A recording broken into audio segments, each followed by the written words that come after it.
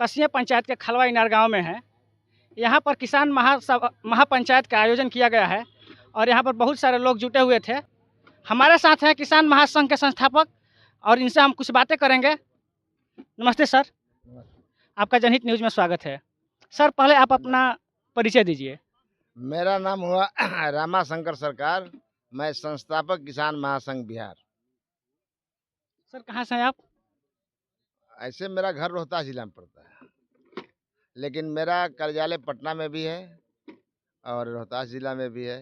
किसान महासंघ का मेरा संगठन प्रदेश स्तर पर है। सर, आप इस किसान महासंघ का लड़ाई कब से लड़ रहे हैं? हम 2009 से। सर, 2009 से लड़ रहे हैं, इसका मतलब आपको कुछ ज़मीनी स्तर पर कुछ फ़ायदा दिखाई दिया? बहुत फायदा कर दिया। हमने संघर्ष करके बहुत से लोगों को किसानों को फायदा दिलवाया। संघर्ष करके 2010 में रोहतास जिला के कुछ नहरों में पानी नहीं आ रहा था। 2010 में हमने पूरा वहाँ के प्रखंड कार्यालय पर हम लोगों ने आंदोलन किया, घेराव किया और वीडियो को वहाँ बंद कर दिया प्रखंड कार्यालय पर। और इसके बाद वहाँ बाजार उजार भी बंद रहा, सब लोग समर्थन में उतर गए। तो 24 घंटा के अंदर जो 20 किलोमीटर नहर में पानी नहीं 10 किलोमीटर पानी जो एक महीना से था, वह 24 घंटा में 10 किलोमीटर और बढ़ गया। 24 घंटा के अंदर रातों रात वह पानी आ गया और बिहान सुबह लोगों को लगा कि बाढ़ जैसा पानी आ गई। कहाँ से आ गया? जैसे लोग आ गई सुखाड़ में पानी कहाँ से, कुछ लोग कहते थे। और जब पानी सुबह चला गया और लोग चले गए उधर, सुबह पैखाना होने के देखा कि खेत में पानी कहाँ से आ गई। भाई है इसी, लेकिन जनता की ताकत होनी चाहिए, जन समर्थन होना चाहिए। इन नेताओं में क्या ताकत है? ये हमारे भरोसे न है। हम इनको वोट देके जिताते हैं तो इनमें ताकत है और ये हम पर नवाबी झाड़ते हैं। क्योंकि हम किसान समझते नहीं हैं, हम लोग समझ नहीं पाते हैं कि हमारी क्या ताकत है। सबसे बड़ी ताकत इस देश में, इस देश के आम लोगों का, किसानों का है। किसान से बड़ा ताकत इस देश में किसी का है ही नहीं। लेकिन बशर्ते किसान जब बात को समझें और एकजुट हो जाएं, तब किसी भी सरकार को हम एक दिन में हिला सकते हैं। सर, किसानों का सबसे बड़ी समस्या जो पानी का है, नहर में पानी नहीं आ रहा है। इसी मुद्दे को लेकर आज ये जन पंचायत किया गया। तो सर, क्या लगता है कि आपको इस पंचायत करने से कुछ फ़ायदा होगा किसानों को? किसान, हम इस पंचायत में इन लोगों को इसलिए समझाने आए थे कि नहर में पानी क्यों नहीं आ रहा है और इसका समाधान क्या है, यही बताने के लिए हम आए थे।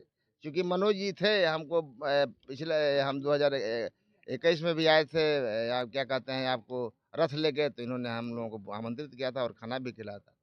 तो जब इनका संदेश गया तो मैं कहा कि मैं चलूँगा और मैं आया। और यहाँ के लोग संगठित होकर निश्चित रूप से आएंगे, इनको संगठित रूप से आना ही पड़ेगा। इसलिए कि कोई दल का लोग अभी आपका काम नहीं करेगा, झूठ कितना हो बोल दे, लेकिन न विधायक अभी आपकी समस्या के लड़ेगा और न सांसद लड़ेंगे। इसलिए कि हमने सबको पत्र दे दिया है, सांसद को भी पत्र दे दिया है और सभी विधायकों को भी पत्र दे दिया है। देखिए क्या करते हैं। हमने कहा कि आप इसको सदन में उठाइए और बाहर सड़क पर भी उठाइए। जब सदन से बाहर आते हैं तो सड़क पर भी उठाइए, इस बात लोगों को उत्साहित कीजिए। और निश्चित रूप से जब कदवन जलाशय का अगर निर्माण हो जाएगा तो इस सभी समस्याओं का समाधान हो जाएगा। क्योंकि कदवन जलाशय की इतनी क्षमता है कि वह सुखाड़ भी पड़ेगा इस इलाके में तो वह लोगों को पानी देगा, उतनी उसकी क्षमता है। सर, अभी आप अपने भाषण में बोल रहे थे कि जब हम लोग गुलाम थे, अंग्रेज का शासन था, उस समय जून महीना में नहर में पानी आ जाता था। लेकिन अब में नहीं, जो अंग्रेज के गुलाम नहीं देता उस समय, तो हम लोग आज, हमारा तो जन्म भी नहीं था। एक मिनट सर, सवाल सुन लीजिए मेरा। और अभी जो है, अब जुलाई महीना मतलब ख़त्म होने का है, अभी तक पानी नहीं आया। तो क्या लगता है कि जब हम लोग अंग्रेज के शासन में थे उस समय किसान की बेहतर स्थिति थी कि अभी जब हम आज़ाद हैं तब किसान की बेहतर स्थिति है? तो लगता था कि उसी समय बेहतर है। जब हम लोग गुलाम थे उस समय? हम लोग जब गुलाम थे, अंग्रेज जब यहाँ शासन कर रहे थे तो इन लोगों से अच्छी स्थिति थी। जब चर्चिल जो सत्ता सौंप रहा था हिंदुस्तान के लोगों को, तो उन्होंने कहा था कि हम तो सत्ता दे रहे हैं, लेकिन वहाँ जो है उस सत्ता पर बैठने वाले लोग जो होंगे चोर डकैत और लुटेरे होंगे और जिससे उस देश की जनता का कल्याण नहीं होगा। आज हम देख रहे हैं कि आज 73-74 साल के अंदर हमारी क्या दशा है। जो जीत के जाता है वही हमको लूटने में लगा हुआ है। और ये लोग क्या देंगे किसानों को?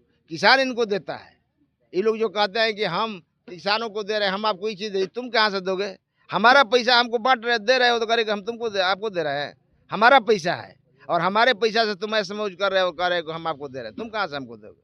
तुम ही कह सकते हो कि मैं आपके पैसा जो है आपके खजाना में जो आपका पैसा जमा है वह पैसा मैं आपको सहायता के लिए अपने हम आपकी सहायता के लिए आपका मदद करवा रहे हैं। तुम कहाँ से दोगे? है इन लोगों के पास ताकत? ये लोग तो अपने पेट भरने में लगे हुए हैं। सर अभी अभी आप एम स्वामीनाथन का जो रिपोर्ट था उस पर बात कर रहे थे, हाँ। तो उसमें जो न्यूनतम समर्थन मूल्य जो एम स्वामीनाथन ने दिया था उसको आप थोड़ा जनता को समझाएं मेरे चैनल के माध्यम से, ताकि किसान भी उस बात को समझ सके। स्वामीनाथन आयोग का गठन 2004 में हुआ था और उसका एकमात्र उद्देश्य था कि किसानों की आमदनी कैसे बढ़ेगी और किसान कैसे खुशहाल होंगे। उसी पर उन्होंने रिपोर्ट अपना तैयार करके दिया और उसमें सबसे रिपोर्ट जो मिला, एक रिपोर्ट जो था वह किसानों के हित में था कि किसान का जो है लागत मूल्य कैसे तय होगा। अभी तक यह कोई फार्मूला सरकार ने नहीं दिया था कि किसान का लागत मूल्य कैसे से हो, क्योंकि उद्योग का तय था उसका सारा खर्चा जोड़ा जाएगा, लेकिन किसान का नहीं था। तो स्वामीनाथन ने यह एक अच्छा काम किया है कि उन्होंने किसान के लागत खर्च का जो है एक फार्मूला दे दिया और उसको सरकार आज तक लागू नहीं की, आज तक लागू नहीं है। जुड़िए 2006 में रिपोर्ट दे दिया, 6 से कितना साल हो गया। और नरेंद्र मोदी ने घोषणा भी किया था चुनाव के समय 2014 में, आप सुने होंगे कि हमारी सरकार बनेगी तो हम लागत का डेढ़ा देंगे। लागत का डेढ़ा देना तो दूर हुआ, लागत खर्च नहीं दे रहा है। हम लोगों ने पत्रचार भी हमने किया था 2019 में, 2021 में। तो उसने कहा कि मैं इस देने में समर्थ नहीं हूँ, उसके अपने घर का पैसा देना है, पैसा हमारा है, पैसा हमारे टैक्स का है और हमारे टैक्स का पैसा अपने ऐश में उसमें लोग उड़ा रहा है, हमको देने के लिए तैयार नहीं है। यही तो दिक्कत है। तो इसलिए स्वामीनाथन आयोग में जैसे A2 का मतलब हुआ कि किसान जितना नगद खर्चा करता है वह A2 हो गया। एफ एल मतलब फैमिली लेबर, किसान परिवार का जो अपने खटता है 24 घंटा, कोई लेबर आता है तो 8 घंटा खटता है और वो 24 घंटा अपने खटता है, उसका मजदूरी जोड़ने के लिए उन्होंने बोला है कि उसका भी मजदूरी जुटेगा। जो धान या गेहूं जो भी पैदा होगा उस पर उसका भी मजदूरी जुटेगा और उसके परिवार की एक औरत, जो उसकी औरत है जो दिन रात खाना बनाती है परिवार के लिए, अन्य लोगों के लिए, उसका भी जुटेगा। तो दोनों का मजदूरी जोड़ देने के बाद हमारा लागत खर्च बहुत बढ़ जा रहा है और यही सरकार हम लोगों से चोरी कर रही है। सरकार जो है हमारे श्रम की चोरी कर रही है। इसी के चलते हम किसान जो है परेशान है, घाटा में खेती कर रहे हैं और खेती छोड़ने पर मजबूर है। और सरकार यह चाहती है कि ये लोग खेती छोड़ दें, हम तो उद्योगपति से खेती करा लेंगे। इसलिए हम लोगों ने यह ठान लिया है कि नहीं, अब किसान खेती करेंगे और किसान को हम लोग जागरूक करेंगे कि नहीं, आप इसके लिए लड़िए कि आपको कैसे लाभ होगा। और सांसद और विधायकों के कपार पर चढ़ के बोलिए, और नहीं तो जो 5 साल तक आपकी आवाज़ को नहीं उठाए उसको बदलिए। और जो क्षेत्र में आता है उसका सहयोग मत कीजिए, उसके पास मत जाइए। जो आपके किसानों की समस्याओं को सामूहिक रूप से नहीं उठाता है तो क्षेत्र में आने वाले विधायक और MP को बहिष्कार कीजिए, उसका तिरस्कार कीजिए, उसको मत बुलाइए, उसको मत आमंत्रित कीजिए। आता है तो उसके पास मत जाइए, क्या जरूरत है तुमको हमसे। और दूसरे हर 5 साल के बाद उसको बदल दीजिए। सर जो आप अभी न्यूनतम समर्थन मूल्य का बात कर रहे थे, उस पर अगर सरकार फसलों की कीमत दे तो उस पर आपको क्या लगता है कितना लगभग फसलों का हम लोग का कीमत मिलना चाहिए? अभी देखिए, हमने 2 फार्मूला पर रिपोर्ट तैयार किया है, A2 और FL। A2 और FL पर हमने 2020 में तैयार किया था। तो उसमें किसानों का धान का समर्थन मूल्य आ रहा था 3646 रुपया, 3646 रुपया, 3446 रुपया। 446 रुपया, हाँ, 3446, 1 क्विंटल धान का एक क्विंटल धान का। लागत खर्च, जिसमें किसान का मजदूरी भी है, जिसमें किसान परिवार का मजदूरी भी है कि एक किसान जो दिन रात रखवाली खेती करता है, उसके घर की एक महिला जो 24 घंटा माने दिन रात खाना बनाने में काम करती है, उसका ये दोनों जोड़ के आता है 3446 रुपया धान का आया था 2020 में। और गेहूं का जब हम जोड़े थे, खाली A2 FL पर भी C2 छोड़ दिए हैं, C2 जोड़ देंगे तो और बढ़ जाएगा। उसके जोड़ने पर कितना बढ़ जाएगा लगभग? अब लगभग करीब 400-500 रुपया और बढ़ जाएगा। यानी कि लगभग 4000 रुपया मतलब धान का कीमत हो जाएगा। हाँ, हो जाएगा। 1 क्विंटल धान का कीमत 4000, और उसका डेढ़ा का 4 डेढ़े 6000। 6000। मतलब सरकार को 1 क्विंटल धान का कीमत 6000 रखना चाहिए। तब क्या, मैंने लागत के डेढ़ा के हिसाब से। अरे तो लागत खर्च हमारा तुम दे रहे हो तो उतना हुआ, हमको कुछ प्रॉफिट दोगे ना। और गेहूं का जैसे गेहूं का हो गया 4700, 4700 रुपया, हाँ, यानी कि 4700 रुपया। 4700। सर 4700 रुपये आपके अनुसार आप बता रहे आप हैं। बता रहे हैं, देखिए हमको आपको आपको उदाहरण से समझा देते हैं। 1970 में गेहूं का समर्थन मूल्य था 76 रुपये प्रति क्विंटल। 76 रुपये प्रति क्विंटल, कोई ज़्यादा नहीं हो रहा है, 76 रुपये करते। लेकिन अभी तक सरकार हमारा महंगाई के हिसाब से हमारे समर्थन मूल्य को नहीं बढ़ाया, नहीं बढ़ाया। अभी किसानों का जो समर्थन मूल्य है गेहूं का 2300 कुछ रुपया है, जोड़िए।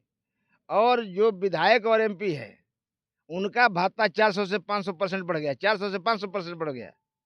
1970 में एक विधायक को 15,000 12,000 रुपया मिलता था सारा उसको भत्ता से सहित समझ, और आज उसको मिल रहा है, विधायक को आज मिल रहा है 2.5 लाख रुपया। हमारा गेहूं का अगर हमारा गेहूं का अगर 100% खाली बढ़ा दे तो 7,600 रुपया हो जाएगा नहीं प्रति क्विंटल। जी, जी। हम तर्क के साथ आपको बता रहे हैं, बता दें कि तय हुआ है कि नहीं, तो देखने की बात है। 76 रुपये तक, और 51 रुपया प्रति क्विंटल जो था धान का समर्थन मूल्य था 1970 में।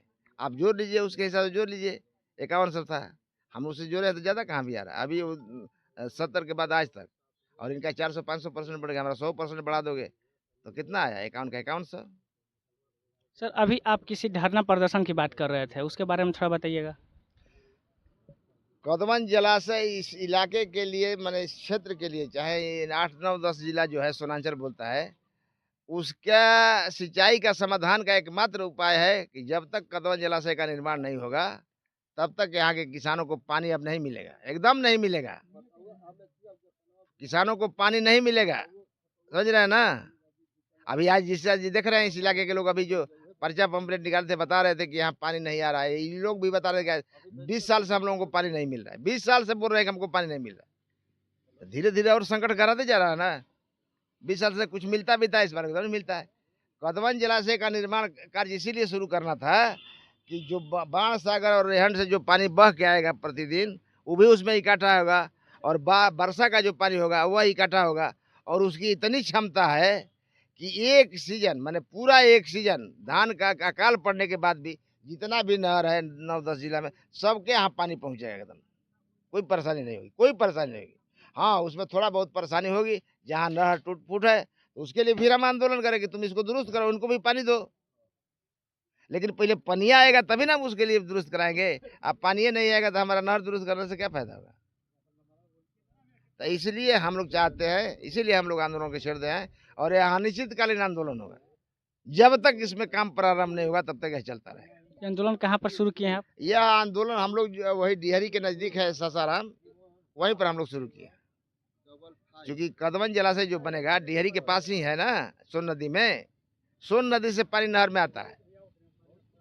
अब नहर में पानी रोकने के लिए खाली बराज है, तो वह पानी रोकता नहीं, बाढ़ आएगा तो खोल के बहवा देगा, गंगा में चला जाएगा, और बाढ़ को भी रोकेगा। और ऐसे पानी जो बह के प्रतिदिन आता है तो छोड़ देता है, बहते रहता है। और बांध जब बन जाएगा, जलाशय जब बन जाएगा तो इकट्ठा न होगा। तो इसलिए बहुत अति प्रमुख योजना है इस 10-11 जिलों के लिए, अति प्रमुख योजना। लेकिन किसी का ध्यान ही नहीं है। देखते हैं लोग बोलते हैं कि हमारा ध्यान है, हमारा ध्यान, हमारे सांसद बोल रहा है, हमारा सांसद बोल रहा है। इस पर कोई बोल रहा है? बोलना चाहिए कि नहीं बोलना चाहिए? बोलना चाहिए। किसान की प्रमुख समस्या एमएसपी के कानूनी गारंटी पर कोई बोल रहा है? नहीं। तुम संसद में काहे नहीं उठा रहे हो, काहे डर रहे हो?